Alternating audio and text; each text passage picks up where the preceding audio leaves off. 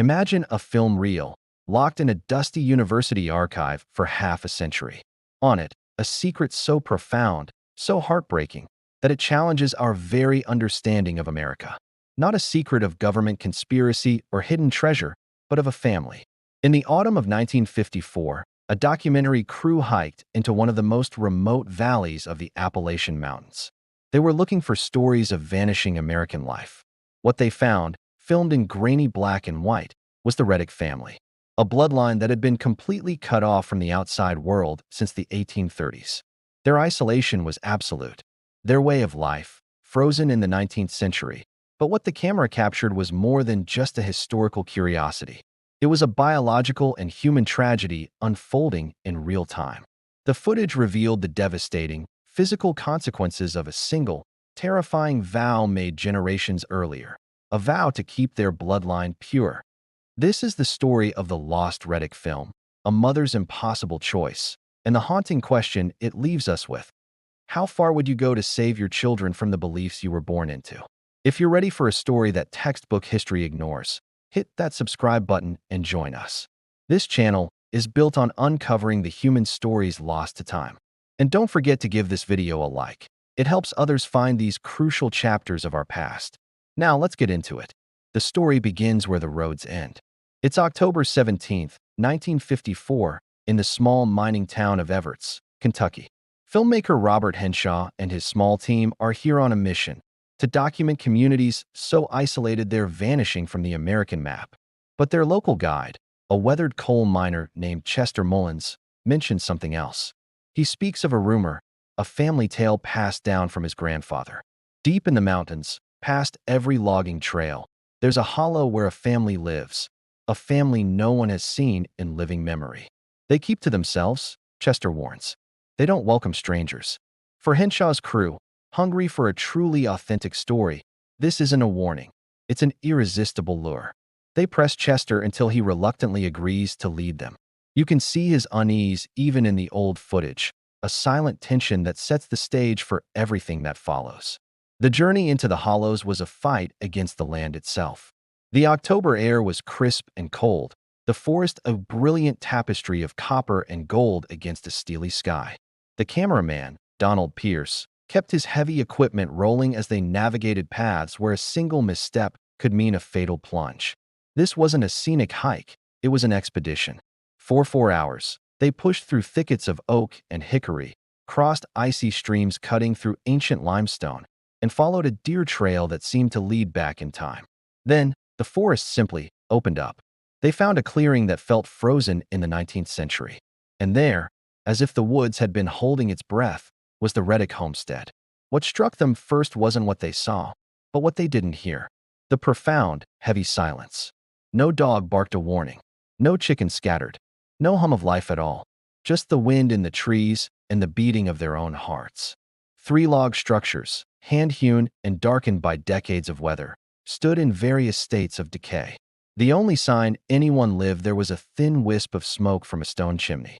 As they called out, hesitant, the door of the main cabin creaked open slowly, and what emerged from the shadows would forever change every person present. A woman, looking far older than her years, stepped into the pale light. Her posture was bent, her movements unsure. This was Sarah Reddick. Sarah's appearance, her archaic, nearly incomprehensible dialect, sent an immediate chill through the medical expert on the team, Dr. Samuel Broadwick. He recognized the signs instantly, the telltale markers written on her face. But as more figures emerged from the cabins, her husband Elijah, their 4 children, the scale of the situation came into horrifying focus. This was not simply poverty or hard living. This was something else, something biological, something that had been brewing in this isolated valley for over a century. The crew had come to document a vanishing way of life. They had stumbled, instead, into a genetic echo chamber, and the echoes were cries of distress. The silence of the valley was about to be broken by a truth far more disturbing than any ghost story these mountains could ever tell. To understand the Reddicks, you had to understand Sarah. At just 28 years old, she carried the weariness of a lifetime. Yet, once she overcame her initial fear, she seemed almost relieved to speak, as if she'd been holding a secret too heavy to bear alone. Her speech was a time capsule, a thick, archaic mountain dialect untouched by a century of progress, preserving the rhythms of the early 1800s. Through her, the crew pieced together the family's origin. Her great-great-grandfather, Josiah Reddick, fleeing persecution in Virginia in the 1830s, leading his family deep into these mountains to build a fortress of solitude against a world he saw as corrupt. For 5 generations, that fortress had held. They lived off the land, hunting, foraging, and tending small plots. They had no concept of electricity, running water, or the town just over the ridge. Their world was the valley, and its borders were as much ideological as they were physical. Then there was Elijah. If Sarah was the family's weary heart, Elijah was its twisted spine, both literally and figuratively. A tall man bent nearly double by severe scoliosis. He viewed the crew with open hostility, his speech further garbled by an uncorrected cleft palate. He was the protector, the provider, the enforcer of the family's isolation. He knew every deer trail and stream in those mountains, a master of a world that was shrinking by the day. When asked why he never sought help, especially for his suffering children, his answer was a cold, simple doctrine. He didn't trust anyone who wasn't Reddick blood. The outside world wasn't a place of hospitals and help. It was a den of thieves and soul stealers, a corrupting force that would destroy their sacred way of life. His faith was in purity, and his family's suffering was the price of preserving it. The dynamic between husband and wife revealed the family's internal fracture. Sarah, though bound by duty and love, possessed a dawning awareness. She knew the endless cycles of infant death and deformity in her family weren't normal. She didn't have the words like genetics or recessive traits, but she felt the connection between their strict marriage practices and the relentless suffering.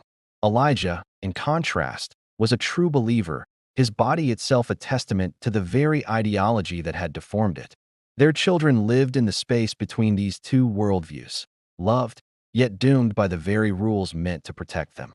The crew documented a family meal, cornmeal, wild game, foraged greens, eaten in a dim cabin.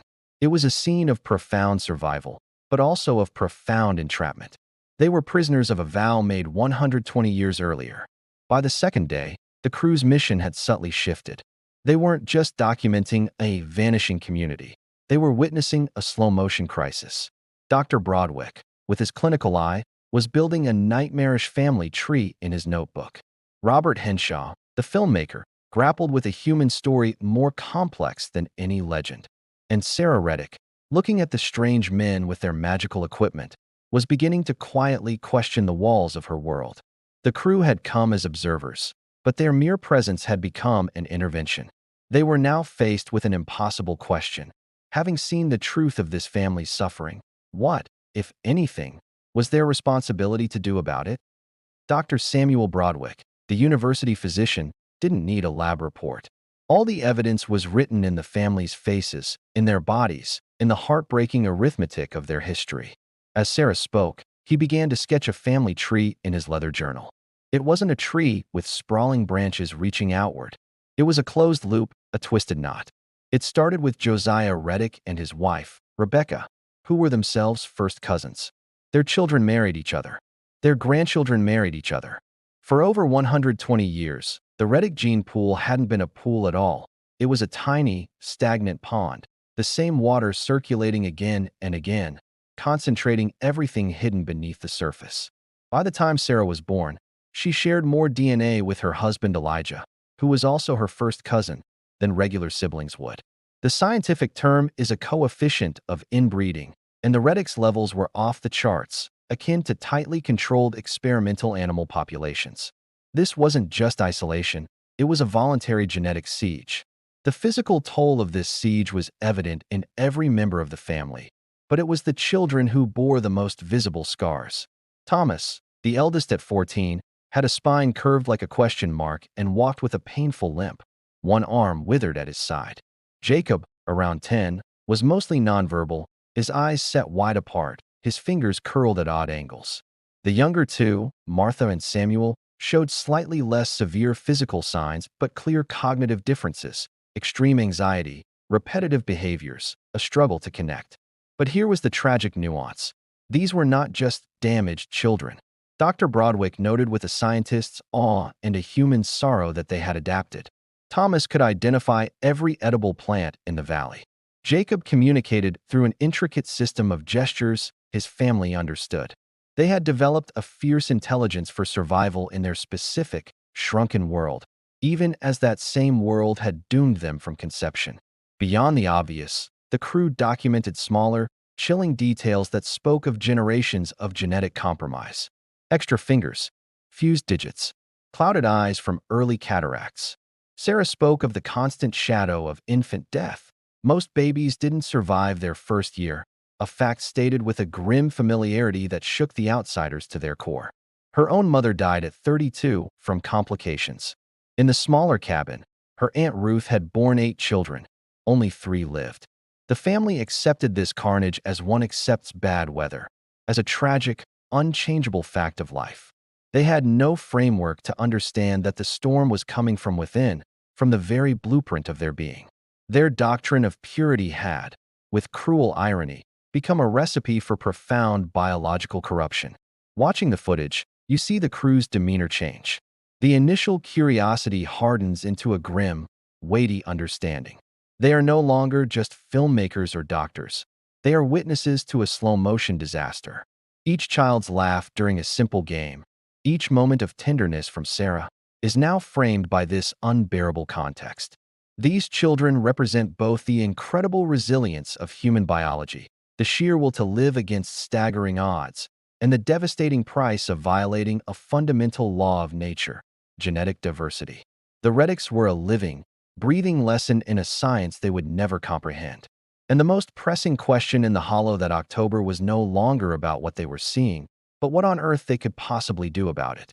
To understand the why behind the Reddick suffering, the crew turned to the family's eldest and frailest member, Sarah's grandfather, Nathaniel. Bedridden in a shed-like cabin, his body was a map of untreated pain, but his mind was sharp. He was the keeper of the family's story. And the story he told was not one of accident, but of purpose. It began with Josiah Reddick, the founding patriarch. Nathaniel described him not as a fugitive, but as a prophet. Josiah had interpreted biblical passages as a direct command to separate from a corrupt world, to keep the bloodline pure, and to wait in isolated righteousness for divine salvation. This wasn't just a preference for solitude, it was a sacred covenant. Leaving the valley or marrying an outsider wasn't merely frowned upon. It was a betrayal that would doom the entire family. Over generations, this theological justification hardened into an unchallengeable law, woven into the very fabric of daily life. Nathaniel spoke of his own parents, aunts, uncles, all Reddicks marrying Reddicks, as a simple fact of existence. In their closed world, physical abnormalities became unremarkable, just how people looked. Infant mortality was not a preventable tragedy, but an expected, painful part of God's refining process. Suffering was not a biological consequence. It was a test of faith, a fire that purified their souls for the afterlife. This belief system was a perfect, terrifying insulation. It transformed obvious cause and effect, inbreeding causing deformity, into a narrative of holy struggle, making the very idea of seeking outside help not just frightening, but spiritually treasonous. The most frustrating moment of the entire visit is captured in the footage. Dr. Broadwick, sitting patiently by Nathaniel's bed, gently attempts to explain the medical reality. He talks about genes, about how closely related parents increase the risks for their children, about recessive traits. Nathaniel listens with polite, distant curiosity, as if hearing a fairy tale from a strange land. And then he dismisses it all. The Reddick struggle, he insists, because we are being tested, refined like metal in a fire. The doctor's science, the clearest truth the outside world could offer, shattered against a century of ingrained belief. The ideological barrier was absolute. The crew could document the twisted spines and the infant graves, but they could not simply hand over a new worldview to replace the one that had sustained and damned this family for 5 generations. This confrontation left the crew in a profound ethical quandary. They were armed with truth, but truth was useless here. What do you do when the people you are trying to help see your help as a poison? They had compassion, medicine, and modern knowledge on their side. The Reddicks had faith, tradition, and an unshakable fear of corruption on theirs.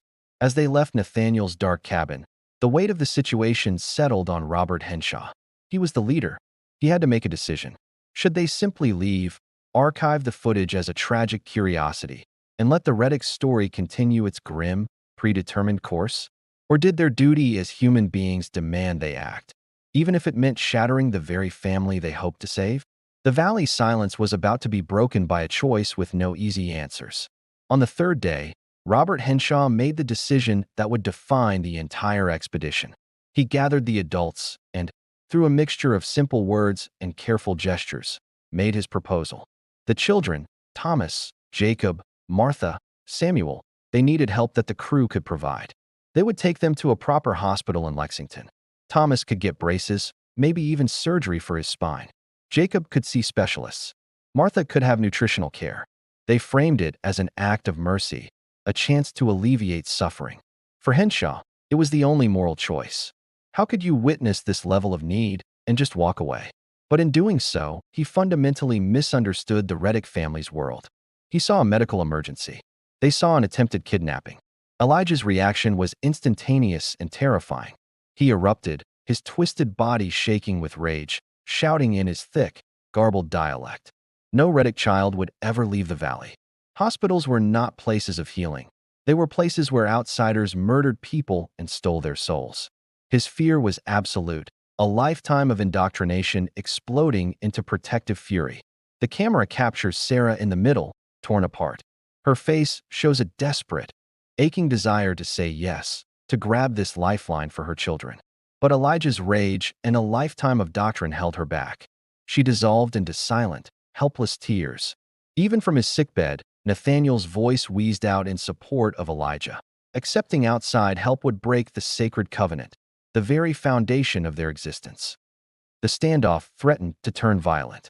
The sheriff's deputy on the crew moved his hand closer to his sidearm. The family closed ranks around the children.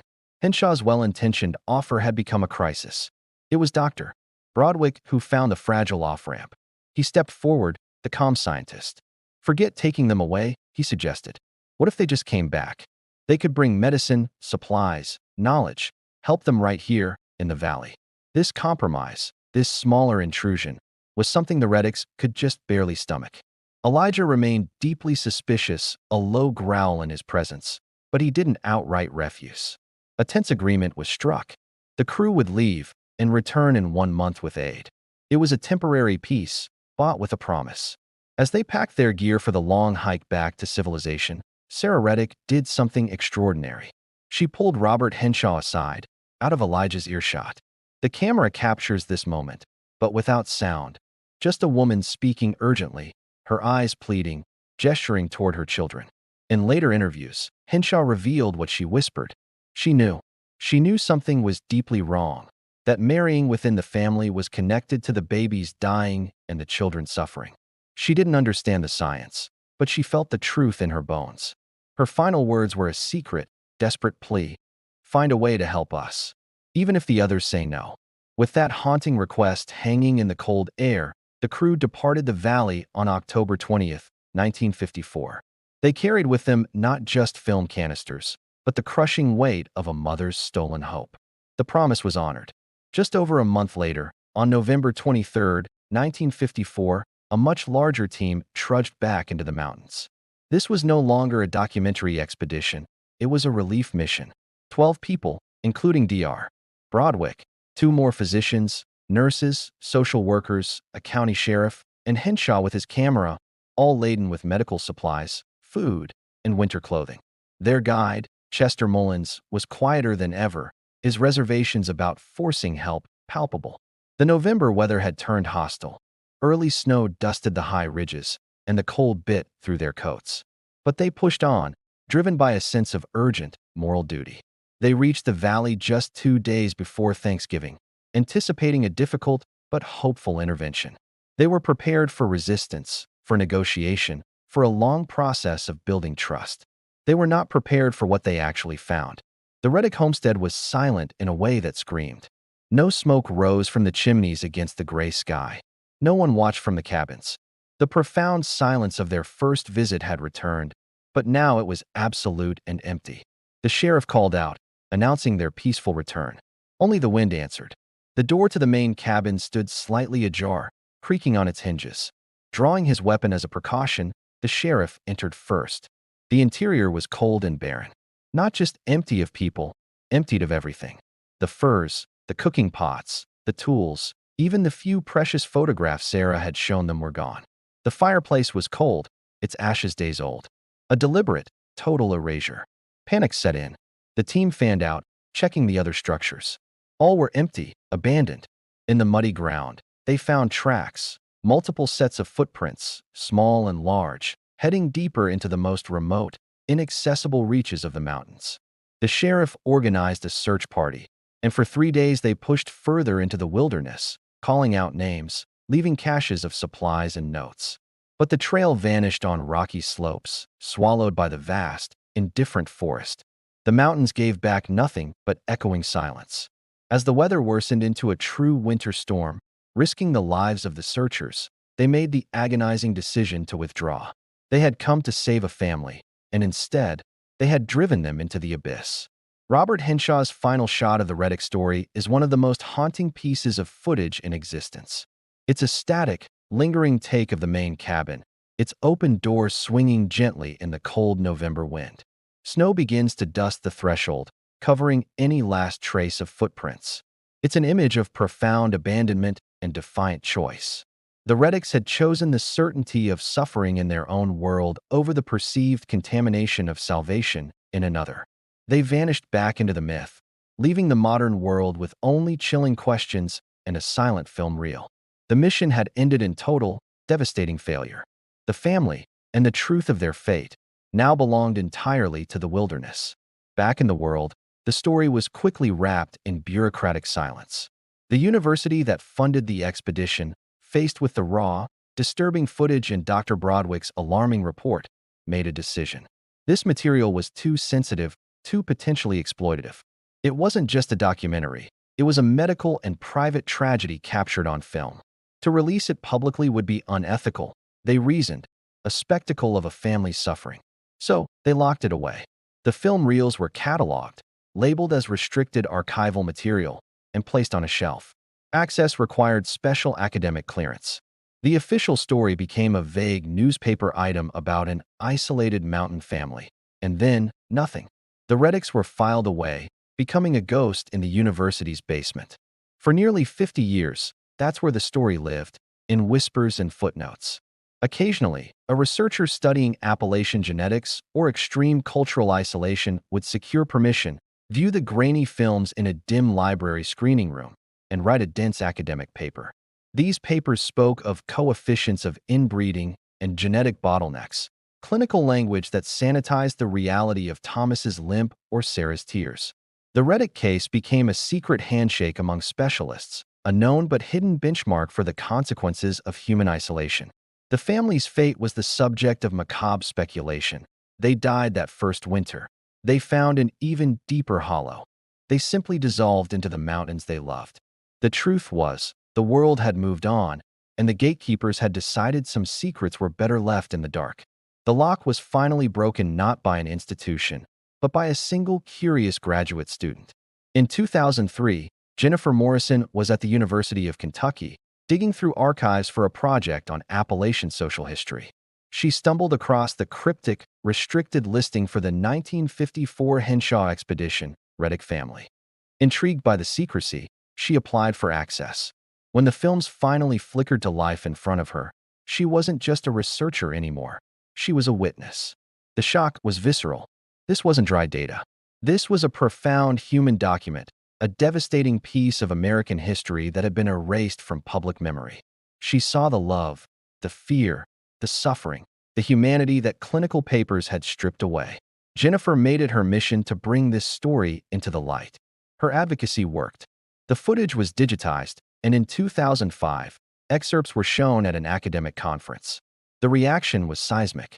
Geneticists saw an unprecedented real-world case study. Anthropologists saw a cultural time capsule. Ethicists saw a nightmare dilemma. The scientific value was undeniable.